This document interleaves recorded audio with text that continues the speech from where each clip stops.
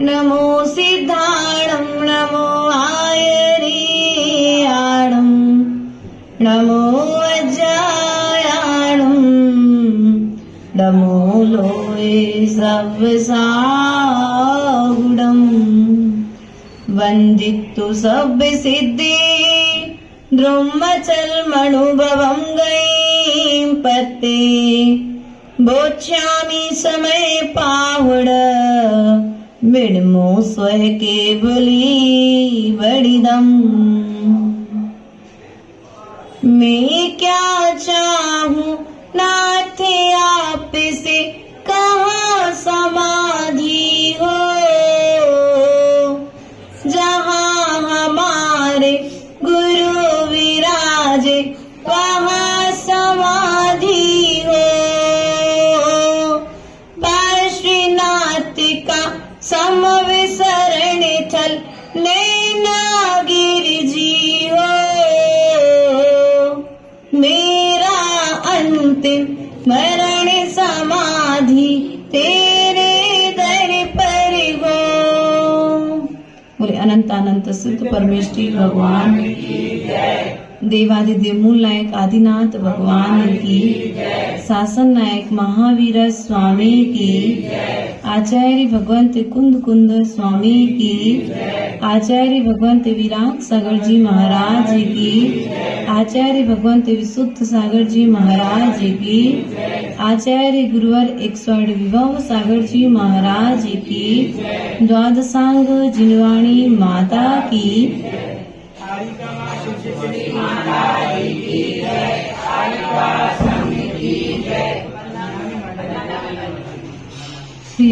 के सब सिद्धों को जो ध्रुव अचलमयी अनुपम गति को प्राप्त हुए जो निर्मल अमलमयी, श्रुत केवलियों कथित कथ्य को मैं अभी यहाँ कहूँ, समय सार को कहता निजी मैं निज समय रहूं। सम्यक ज्ञान चरित में रहते उपस्थित है जो, निश्चय नय से आत्म रूप है वह निज समय कहो। पुद्गल कर्मों कर्म फलों में रही उपस्थित जो, तत्क्षण में वह कर्म रूप है वह पर समय कहो। आत्म रूप को प्राप्त हुआ जो वह धन्यात्मा है, सर्वलोक में सबसे सुंदर वह ध्यानात्मा है। बंधक था एकत्व रूप में विषमवादिनी है, समय सार पाने वालों को अवत्याजिनी है। सुनी गई परिचय में आई अनुभव में आई, काम भोग अरुबंध कथाएं सभी जगह पाई, किंतु भिन्नता आत्म तत्व की दुर्लभतम गाई, क्योंकि अभी तक निज आत्म की विधि ना मिल पाई। उस एकत्व भिन्न आत्म को आत्म विभव द्वारा निजानुभव से मैं दर्शाऊं जो सबसे न्यारा।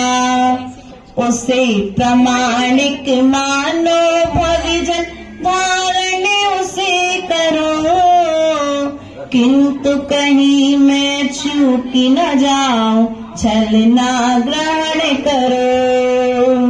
शुद्धात्म वह कौन है कैसा जिसे जानना है, ज्ञायक भाव मात्र है आत्म उसे मानना है।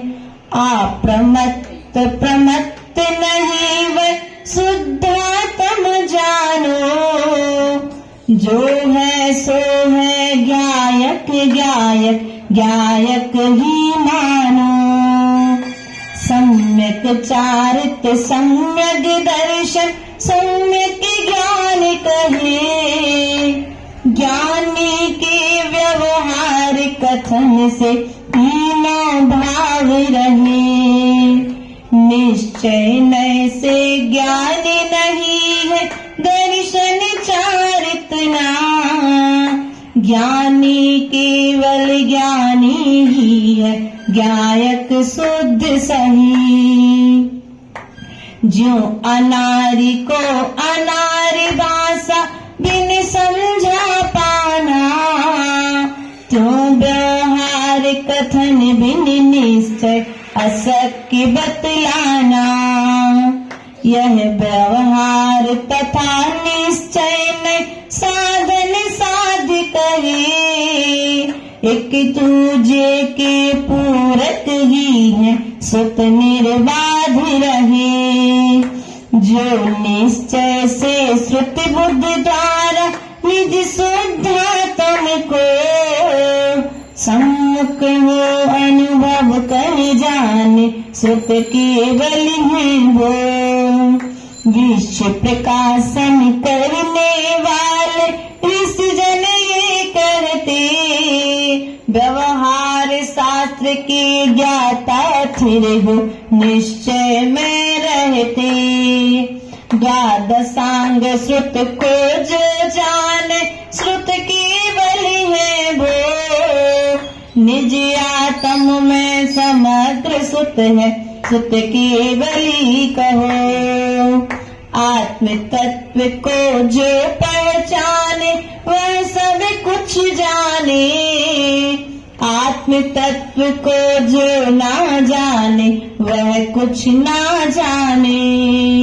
ज्ञानी भावना दृष्टि भावना चरित्र भावना में, ये तीनों है निज आत्म में अतः आत्मा में। करो सदा भक्त करो भावना सदा सदाई, भेदा भेद लखो रत्नात्रय में भाव बनाकर आत्म स्वाद चखो। अनंत अनंत सत्य परमेश्वरी भगवान की समय सार का ऐसा 38 कारिकाओं का अनुवाद आचार्य गुरुदेव ने लिखा है, जिसे हम समय समय पर आपको सुनाते रहेंगे। अब आपको सुनना है समय सार जी ना 33वीं गाथा पर प्रवचन, 34वीं गाथा पर अपन करेंगे प्रवचन। हाँ। दुजैया क्षीणो मोहो हविज साहुस, तैयाहो क्षीण मोहो भड़ादि सो निच्छ है विदुह्यम। अर्थात आचार्य भगवंत कुंद कुंद स्वामी कारिका नंबर 33 के माध्यम से, जिसका मोहिनी कर्म का क्षय हो चुका है। किसका क्षय हो चुका है? मोहिनी कर्म का जिनका क्षय हो चुका है, ऐसे क्षीण मोही। कौन? क्षीण मोही अर्थात 12वें गुणस्थान वर्ती। कौन से? 12वें गुणस्थान वर्ती। अब 12वें गुणस्थान में जाने के पश्चात में 12वें गुणस्थान का एक अंतर मुहूर्त शेष रह जाने पर क्या होते हैं? अरहंत जीव अरहंत अवस्था को प्राप्त हो जाता है, अर्थात अरहंत कहलाने लग जाता है। प्रिय बंधु, आचार्य भगवंत कुंद कुंद स्वामी आज हम सभी के लिए यहाँ पर क्षीण मोही अर्थात मोह को त्याग करके एक दर्शन मोहिनी, एक चारित्र मोहिनी। जब तक दर्शन मोहिनी कर्म कोदय चलेगा, जब तक चारित्र मोहिनी कर्म कोदय चलेगा, तब तक जीव चारित्र को धारण नहीं कर पाएगा। क्षीण मोही बनना है, अरहंत अवस्था को प्राप्त करना है। मैं कैसे करोगे? मोह को कम करो। जितना जितना मोह घटेगा उतना उतना स्वभाव प्रकट होगा। जितना जितना मोह घटेगा उतना उतना वैराग्य बढ़ेगा। अब वैराग्य तो बढ़ा नहीं और मोह घटा नहीं, तो फिर संसार छूटेगा कैसे? और संसार छूटेगा नहीं तो फिर तुम्हें सिद्ध अवस्था मिलेगी नहीं, अर्थात सिद्धालय में रहने मिलेगा नहीं। कर्मों से रहित होकर के सिद्धालय में रहना है तो तुम्हें पहले अपने मोह को कम करना पड़ेगा। मोह कम कैसे होगा? थोड़ा सा मोह कम किया किसने? महावीर भगवान ने। थोड़ा सा मोह कम किया कुंद कुंद स्वामी ने। कैसे थोड़ा सा मोह कम किया? जिस परिवार में जन्म लिया है, इस देह को जन्म देने वाले माता पिता को छोड़ दिया। आप ध्यान रखना, त्यागने के बाद आकिंचन धर्म आता है ना? बताया था हमने, त्यागी हुई वस्तु के प्रति अभी भी यदि ममत्व भाव है तो ऐसे भाव का नाम आकिंचन भाव है। किंचित मात्र भी उसमें मन से, वचन से, काय से कहीं अभी राग बुद्धि लगी हुई तो नहीं है। राग बुद्धि अर्थात मोह है। यदि वो किंचित मात्र भी तुम्हारा परिवार के प्रति प्रेम, परिवार के प्रति मोह यदि लगा हुआ है तो तुम्हारा सब कुछ करना कर जाए। एक विश्व विजेता के नाम से जाना जाने वाला पुत्र अपनी माँ के पास आया, सो बोला, माँ मैंने पूरी दुनिया को जीत लिया। क्या बोला वह पुत्र? माँ मैंने पूरी दुनिया को जीत लिया। अब तुमने जब पूरी दुनिया को जीत लिया तो माँ बोली, बेटा तुमने अभी उनको नहीं जीता जिनको तुम्हारे पिता ने जीता था। क्या बोला? अभी तुमने उनको नहीं जीता जिनको तुम्हारे पिता ने जीता था। माता वो कौन है जिन्हें हमारे पिता ने जीता था? बेटा वो दिखते नहीं है। क्या? कर्म दिखते हैं क्या? इंद्रियां दिखती हैं, लेकिन इंद्रियों के निमित्त से तुम जो भाव कर रहे हो वस्तु को भोगने पर, वे भाव दिखते हैं क्या? जब क्रिया करते क्रिया रूप में दिखते, लेकिन उपस्थित तो अपने भीतर में ही। इसलिए प्रिय बंधुओं, उस माँ ने अपने पुत्र से कहा, बेटा यदि जीतना है तो तुम अपने इन 5 इंद्रियों को जीतो, क्योंकि तुम्हारे सबसे बड़े शत्रु तो तुम्हारे भीतर में बैठे हुए हैं। हम दुनिया को जीतने का प्रयास कर रहे हैं, लेकिन भीतर में बैठे इन 5 शत्रुओं पर विजय प्राप्त नहीं है, तो तुम्हारा यह विश्व विजेता कहलाना भी सार्थक नहीं है। बेटा तुम्हारी गलियों में चर्चा होती, लेकिन तुम्हारे पिता की चर्चा तो सिद्धालय तक होती है। तुम्हारे पिता की चर्चा तो मंदिरों में होती है। अर्थात तुम्हारे पिता कौन है? अरहंत तुम्हारे पिता है। ये जिनवाणी माँ अपने पुत्र से कह रही है कि बेटा तुमने आज तक दुनिया के लोगों पर विजय प्राप्त की है, एक बार अपने आप पर विजय प्राप्त करके देखो। तुम विश्व विजय नहीं, तुम 3 लोक में तुम्हारी जयकारा हो जाएगी। तुम तो एक लोक में जयकारा को प्राप्त हुए हो, 3 लोक में विजय होगी। 3 लोक के जीव तुम्हारे नाम को जानेंगे, तुम्हारी चर्चा करेंगी और तुम्हारे जैसा श्रेष्ठ आचरण करने की प्रेरणा लोगों को देंगे। लेकिन किसको जीता? बहिरंग की वस्तुओं को जीता है। और बहिरंग की वस्तुओं को जीत करके हमने खुशी मनाई है। हमारी खुशी उस नादान बच्चे की तरह है प्राची, जिस बच्चे को अभी असली नोट और नकली नोट का ज्ञान नहीं है ना? बच्चा रोती हुआ है तुम्हारे पास, बच्ची रोती हुई तुम्हारे पास में आई और तुमने कहा मम्मी मुझे तो 2000 का नोट चाहिए। लेकिन तुमने क्या किया? अभी ज्ञान तो है नहीं, सो बच्चा जानता है 2 और 2 के पीछे 300 होना चाहिए। बाकी उसे गवर्नर के साइन से भी कोई मतलब नहीं है। तो तुमने उसे नकली नोट पकड़ा दिया, और जब तुमने उसे नकली नोट पकड़ाया तो बच्चा उस नहीं में खुश सुमारासिनी रोड बच गया। उदाहरण समझना, उसी तरह से हमारी स्थिति है कि हमें अभी तक स्वभाव का ज्ञान हुआ नहीं है। बहिरंग की यात्रा को हमें पकड़ा दिया गया है। सुख में रखने के लिए हमें परिवार वालों ने रख करके संतुष्ट कर दिया है। बस हमने उतने साधनों में सुख मान लिया है, लेकिन वास्तविकता में ये जो शक्तियां दिख रही हैं, ये सुखाभास है, ये सुख नहीं है। सुख की अनुभूति तो भीतर में होती है। पंखे में जो सुख नहीं मिलता, जो सुख जब भीतर में बैठो तब मिलता है। भीतर में कैसे बैठा जाता है? कमरे के भीतर, मंदिर के भीतर, किसके भीतर? कमरे के भीतर बैठने से भीतर की अनुभूति होगी ऐसा कोई निश्चित नहीं है। लेकिन एक बार तुम जब अपने इन कानों को, इन आंखों को, इस मुख को, दोनों हाथों को स्थिर करके जब बैठ जाओगे तो माता जी सबसे पहले कौन सी इंद्रिय को जीता जाए? सबसे पहले यदि किसी को जीतना है तो आचार्य भगवंत ने समय सार की हिंदी टीका में आचार्य गुरुदेव विभव सागर महाराज जी ने कहा है कि यदि सबसे ज्यादा चंचल कोई इंद्रिय है तो वह चक्षु इंद्रिय।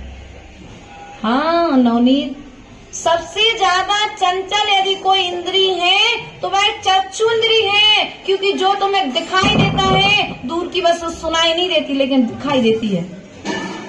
क्या दिखाई देती है? और उस दूर के दृश्य को देख करके तुम्हारा मन चंचल, और सबसे ज्यादा निश्चल यदि कोई वस्तु है तो वह चक्षु इंद्रिय। इसलिए यदि तुम्हें किसी को जीतना है, सर्वप्रथम माता जी सबसे पहले कौन सी इंद्री पर विजय प्राप्त करें? तो आचार्य गुरुदेव ने जवाब दे दिया, सर्वप्रथम बेटा कौन सी इंद्री पर? अक्षरा, कौन सी इंद्री को जीतना बेटा? पहले चक्षु इंद्री को। जब सामायिक करने बैठो तो आंख बंद। क्या? आंख बंद। आंख बंद करके बैठो तो जब तुम आंख बंद करके बैठोगे तो तुम्हें भीतर वाला दिखाई देगा, और आंख खोल करके बैठोगे तो बाहर वाला दिखाई देगा। बाहर वाले को हमने अनादिकाल से देखा है, इसलिए हमें आंखें खोलने बंद करने में अभ्यास। आंखें खोलने में अच्छा लगता है, आंखें बंद करने में सिर दर्द। अरे भैया, हमारे जो पूज्याचार्य हुए हैं उनका सिर दर्द नहीं हुआ, आंखें बंद करने का अभ्यास नहीं है। तो मांगी तुंगी इस क्षेत्र पर जो बलभद्र की है ना, बलभद्र की प्रतिमा है, दीवार तरफ मुख करके वो ध्यान करने बैठी हैं।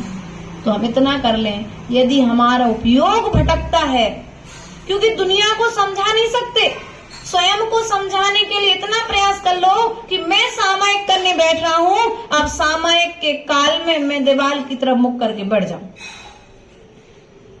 जितने समय आंखें बंद कर सको उतने समय आंखें बंद कर लो, और नहीं कर सकते तो दीवार की तरफ मुख कर लो। प्रयास करो और सार्थ करो। मोहियों को देखोगे तो मोह बढ़ेगा, और मोक्ष मार्गियों को देखोगे तो मोक्ष मार्ग की भावना होगी। तुम जिसको निहारोगे वैसी वैसी भावना उत्पन्न होगी। क्यों भैया मोतीलाल जी, साधु के दर्शन करें?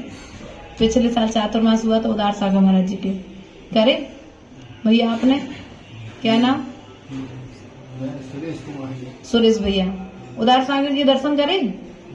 जब उनको देखते थे तो मुनिराज बनने के भाव भीतर में आते थे।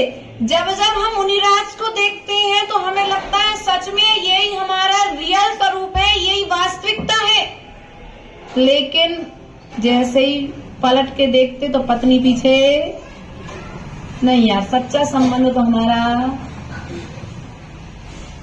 वैरागी को देखा तो संसार की नश्वरता का ज्ञान हुआ, और रागी को देखा तो राग का संबंध। बस थोड़ा ही सा तो परिवर्तन करना है परिणामों में। 19 तीर्थंकरों ने गृहस्थ जीवन को अपना करके त्याग किया है, और हम इतने कायर निकले कि उनने तो ठीक है गृहस्थी अपनाई और छोड़ दी। छोड़ने के लिए तुम्हें गृहस्थ बनाया गया था, श्रेष्ठ श्रावकाचार्य का आचरण करने के लिए तुम गृहस्थ बने थे।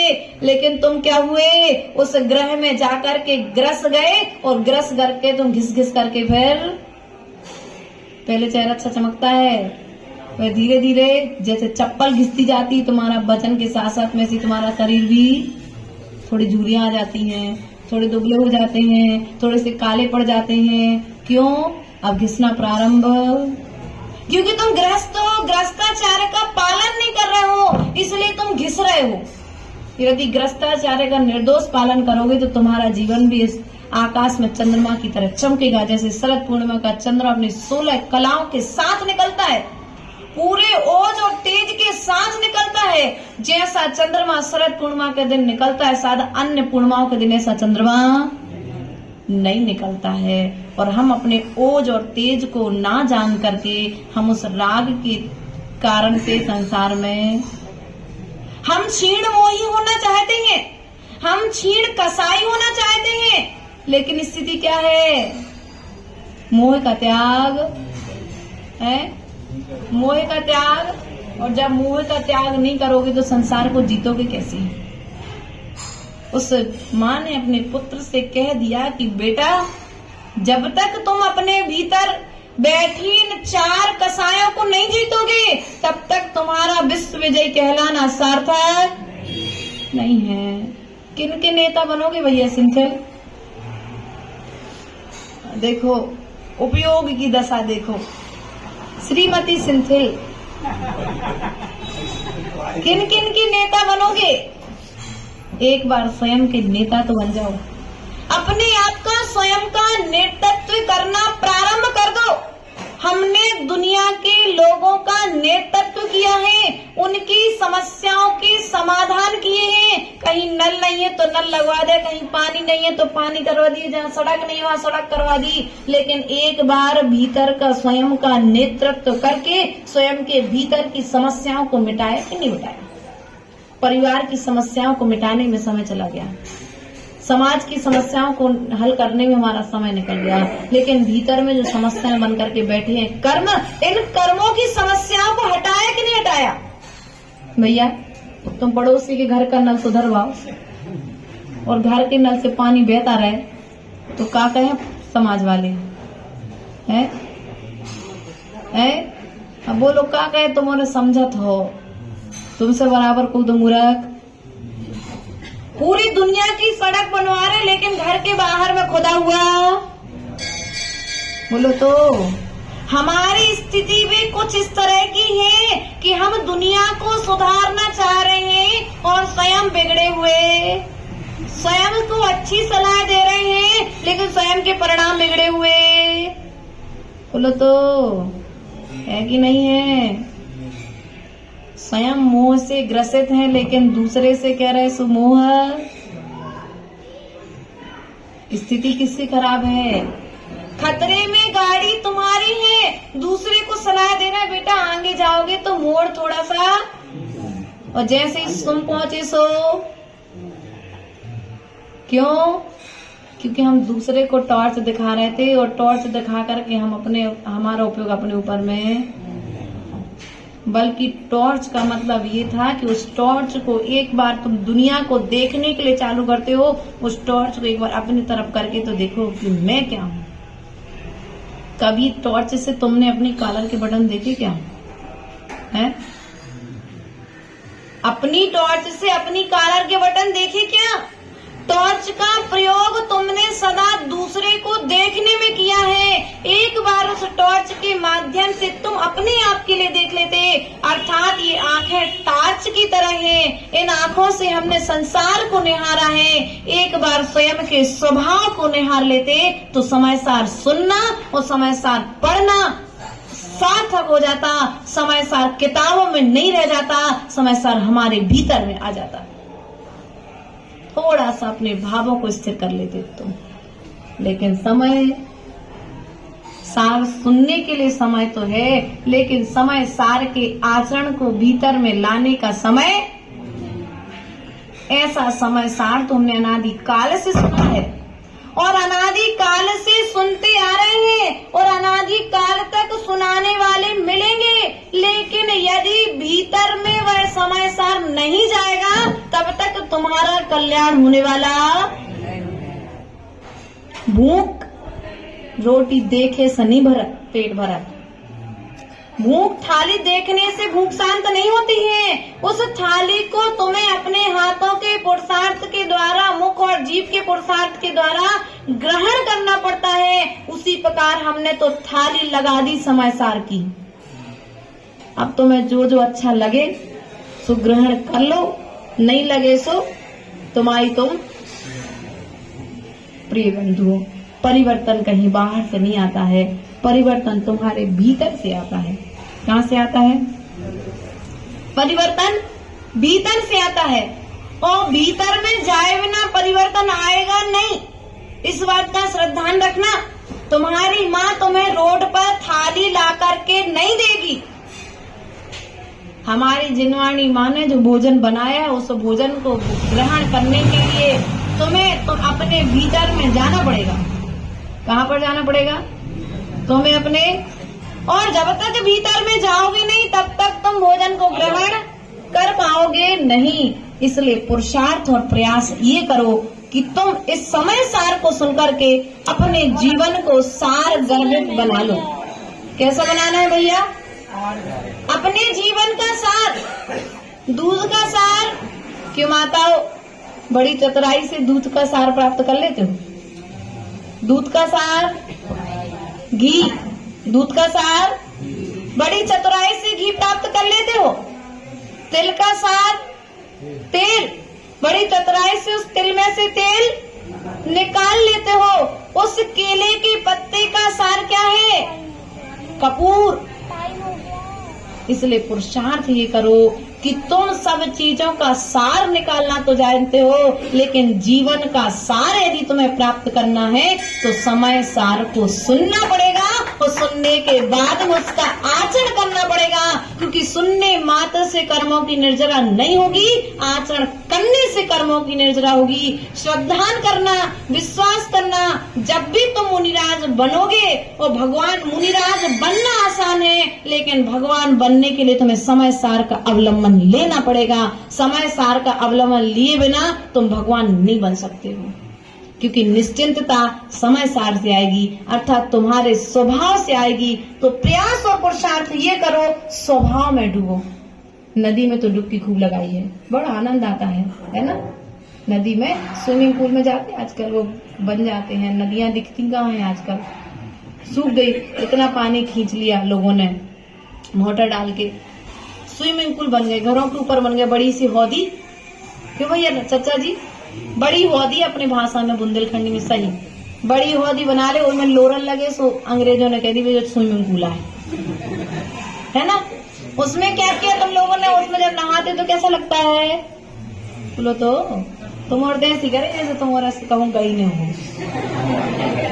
नहीं इतने मतलब नहीं, तुम नहीं, तुम आपका 80 साल में जो तुम, और जे हो तुम ओढ़ा के तुम्हें नीलो आ जा रहे हैं, मना कर दे। पहले बने ही नहीं, पहले ज्यादा नहीं बने। अरे बट अब बता रहे हम बने थे, माने और पता नहीं थी। अबे हम और आ रहे थे एक जगह से, रास्ता में बिहार करत गए, तो भैंस जिसमें पानी पीती है, ऐसी बड़ी बड़ी हौदियां रास्ते में मिली थी कि नहीं मिली थी? क्यों समाश्री माता जी गई भाई, ऐसी बड़ी बड़ी हौदियां मिली थी। हमने कहा बेटा ये गांव का स्विमिंग पूल, गांव के बच्चे इसमें ही नहाते हैं। मूल में कहने का तात्पर्य स्विमिंग पूल में नहाने की बात नहीं कह रहे, न नहाने की प्रेरणा दे रहे। हम तो आपसे ऐसा कहना चाह रहे हैं कि जिस प्रकार से जब आप उस स्विमिंग पूल में उस पानी में स्नान करते हैं, उस जल में डुबकी लगाते हैं, तो आपको आनंद की अनुभूति होती है। उसी प्रकार से समय सार में जब डुबकी लगाओगे तो तुम्हें आनंद की अनुभूति होने लग जाएगी। बिना डुबकी लगाए तुम आनंद की अनुभूति डूबना पड़ेगा। कहाँ तक? बस बाहर तक नहीं, इतने से काम नहीं चलेगा, पूरे यहाँ तक लाना पड़ेगा। पूरे डूब जाते हो, एक आध सेकंड, 2 सेकंड, 5 सेकंड के लिए तुम भीतर में। इसलिए पुरुषार्थ ये करो कि जिस प्रकार से तुम उस पानी की अनुभूति को प्राप्त करने के लिए उसमें डूबते हो, उसी प्रकार से एक बार अपने स्वभाव में डूबने के लिए इस समय सार का अवलंबन ले लो। तुम्हें समय सार सुनने के बाद समय सार का रस प्राप्त हो जाएगा। गन्ने का रस मीठा होता है कब? और यदि बार गिठान खा ली जाए तो गिठान गन्ना की कैसी हो, तनक कड़क रहे और ज्यादा चूखो तो वो वैसी नहीं ठीन रहे जैसा गन्ना लगा। वैसे तुम्हारो की स्थिति है। तुम्हारे करत का हो, हम अच्छा रस देते सो वो तो तुम्हारे लेते नहीं है, लेकिन ई वैसे तन्नक सी एक आध अगर कछु तन्नक बात कछु कह रही सूख का करत फिर बाले के अब कहो के स्वाद आ जाए तो स्वाद तो आई बात, वो मीठे गन्ने का स्वाद नहीं आएगा, वो कड़वी गिठान ऐठाइंदी गिस्तान का स्वाद तुम्हें आएगा, खट्टा सा स्वाद आएगा। इसलिए प्रयास ये करो कि जब भी प्रवचन सभा में जाओ, प्रवचन दूसरों को सुनने के लिए और सुनाने के लिए नहीं लेकर के आना, मुझे स्वयं सुनना है और मुझे स्वयं संभलना है, मुझे स्वयं सुधरना है। भूल में नहीं रहना कि हम तुम्हें प्रवचन दे रहे मीनाक्षी नवनीत जी, भूल में नहीं रहना कि आप आ गए सुप्रवचन हो गए, आ गए सुप्रवचन तो हो गए, तो निमित्त बने, ये भी सही है, लेकिन उसके साथ साथ में तुम कितने सुधर रहे हमारे प्रवचन को सुनकर के हमारा फोकस इस ओर नहीं है। हमारा प्रवचन तुम्हें सुधारे या नहीं सुधारे, लेकिन हमारी परिणति तो प्रतिपल सुधर रही है। प्रतिपल हमारे प्रवचन से हमारी परिणति संभल रही है, क्योंकि जितना व्यक्ति स्वयं के परिणामों से स्वयं को संभालता है, उतना दूसरे का परिणाम जीव को संभाल नहीं सकता है। इसलिए पुरुषार्थ ये करो, स्वयं के परिणामों को संभालो, तुम्हारी पर्याय संभल जाएगी और पर्याय को संभालने के लिए समय सार हमारे लिए पर्याप्त है। इन्हीं भावनाओं के साथ में बोले आचार्य भगवंत कुंद कुंद स्वामी की, आचार्य गुरुवर एक स्वामी विभव सागर जी महाराज की।